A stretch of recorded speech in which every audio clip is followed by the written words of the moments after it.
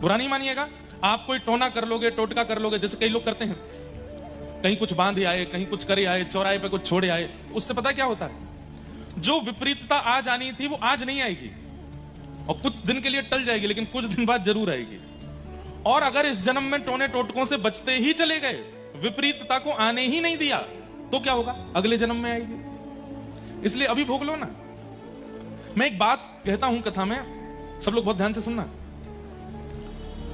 हमारे व्रजमंडल में, हमारे भारत में जितने भी श्रेष्ठ संत हैं, लगभग सबको शारीरिक कोई ना कोई रोग है। किन्हीं को हृदय का रोग है, किन्हीं को पेट का रोग है, किन्हीं को सांस का रोग है, किसी को कमर का रोग है। लगभग मैं तो सब संतों से मिलता हूं, श्रेष्ठ संत लगभग कोई ना कोई उनको रोग लगा रहता है। तब मैं मन में सोचता हूं कि इनका भोजन शुद्ध, इनका रहना खाना शुद्ध, इनका वातावरण शुद्ध, इनके नियम शुद्ध, सब कुछ इतना शुद्ध होने के बाद भी शारीरिक पीड़ा क्यों है? और वहीं मुर्गा की नार मरोड़ के खाने वाले, उल्टा सीधा पानी पीने वाले, उल्टे सीधे काम करने, उनको कुछ नहीं होता, वो बिल्कुल स्वस्थ बैठे हैं। क्यों? हमारे कर्म बंधन जो है ना, वो एक जन्म का, पूर्व जन्म का, पूर्व से पूर्व जन्म का, हमने कुछ गलत किया है, वो हम भोग रहे हैं। इतना इस जीवन में हम भोग लेंगे, उसके बाद जो बच जाएगा वो उसको भोगने के लिए दोबारा आना पड़ेगा। लेकिन जैसे ही हम नाम जप करना शुरू कर देते हैं, ठाकुर जी की शरणागति प्रारंभ कर देते हैं, नित्य भगवत स्मरण करना प्रारंभ कर देते हैं, तो ठाकुर जी मन में विचार करते हैं, अब इसको दोबारा जन्म ना लेना पड़े, इसी जन्म में ही सब खत्म हो जाए।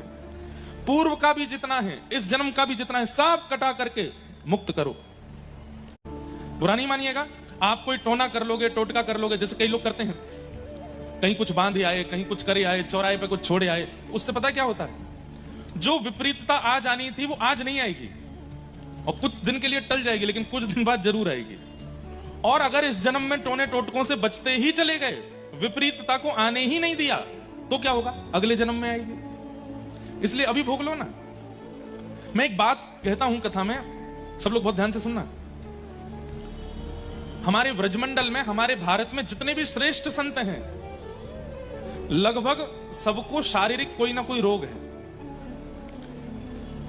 किन्हीं को हृदय का रोग है, किन्हीं को पेट का रोग है, किन्हीं को सांस का रोग है, किसी को कमर का रोग है। लगभग मैं तो सब संतों से मिलता हूं, श्रेष्ठ संत लगभग कोई ना कोई उनको रोग लगा रहता है। तब मैं मन में सोचता हूं कि इनका भोजन शुद्ध, इनका रहना खाना शुद्ध, इनका वातावरण शुद्ध, इनके नियम शुद्ध, सब कुछ इतना शुद्ध होने के बाद भी शारीरिक पीड़ा क्यों है? और वहीं मुर्गा की नार मरोड़ के खाने वाले, उल्टा सीधा पानी पीने वाले,